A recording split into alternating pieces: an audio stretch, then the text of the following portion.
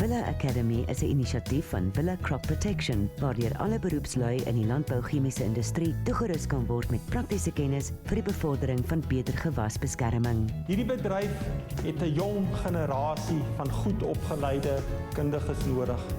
As Villa Crop Protection is ons bereid om ons deel te doen deur die stigting van die Villa Academy.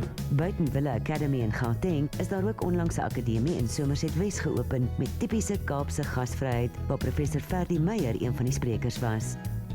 Dr. Charlie Reinhardt is die dekaan van Villa Academy, wat spog met kundiges as dosente soos Dr. Gerard Verdoon, Dr. Johan Brits en Dr. Johan van Bouillon om 'n paar te noem.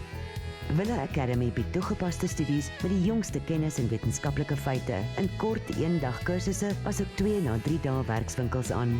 Villa Academy, groei jou kennis, oes sukses.